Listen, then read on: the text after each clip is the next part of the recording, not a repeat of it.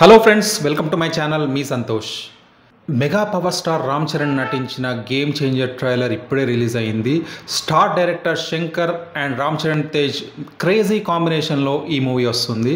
మనందరికీ తెలుసు, శంకర్ మూవీస్ అన్నీ కూడా సొసైటీకి ఉపయోగపడే మూవీసే ఉంటాయి. ఈ మూవీలో కూడా కరప్షన్ పైన ఫైట్ చేసే ఒక ఐఏఎస్ ఆఫీసర్ స్టోరీ గురించి ఈ మూవీలో మనకు చూపిస్తున్నారు.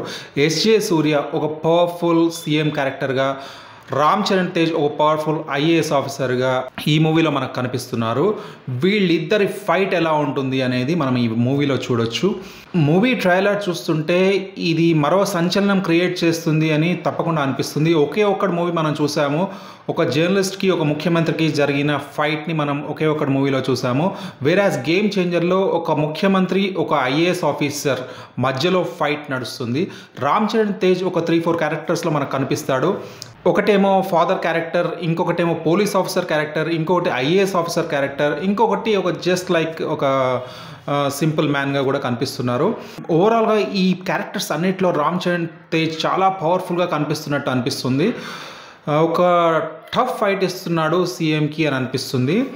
సో ఈ మధ్య మనం చూస్తున్నాము, ఎస్జే సూర్య చాలా పవర్ఫుల్గా విలన్ క్యారెక్టర్స్ చేస్తున్నాడు. దీంట్లో కూడా మరోసారి తన యాక్టింగ్తో మనందరినీ మెస్మరైజ్ చేసే అవకాశం ఉంది. ఇక mega power star Ram Charan Tej solo హీరోగా నటించి చాలా ఏళ్ళయింది. ఈ మూవీలో తను ఎక్స్క్లూజివ్గా తన 3-4 క్యారెక్టర్స్లో మనందరినీ అలరించబోతున్నారు. సో సంక్రాంతికి ఈ సినిమా బంపర్ హిట్ అవుతుంది అనిపిస్తుంది. ఖైరా అద్వానీ హీరోయిన్గా తన క్యారెక్టర్ చాలా బాగా చేసింది అనిపిస్తుంది. అలాగే సీనియర్ రామ్ చరణ్ ఫాదర్ క్యారెక్టర్కి అంజలిని హీరోయిన్గా పెట్టారు. సో తను కూడా తన క్యారెక్టర్ని చాలా బాగా చేసింది అనిపిస్తుంది. ఓవరాల్గా ట్రైలర్ మొత్తం చూస్తే ఈ మూవీ ఫ్యాన్స్కి మాత్రం పండగే అనిపిస్తుంది. ఎందుకంటే Ram Charan out and out ఒక కమర్షియల్ క్యారెక్టర్ చేశాడు.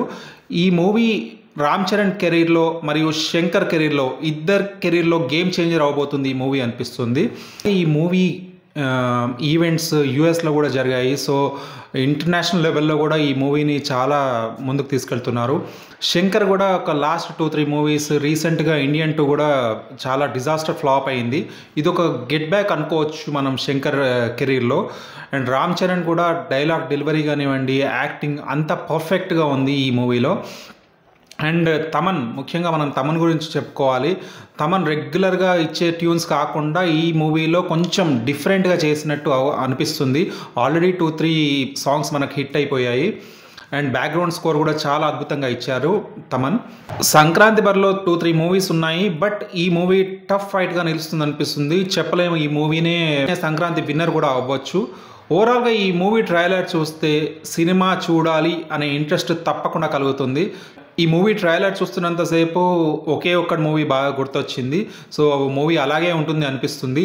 సో మూవీ చూసిన తర్వాత మళ్ళోసారి మనం రివ్యూలో కలుసుకుందాం. Please subscribe to my channel. Me Santosh.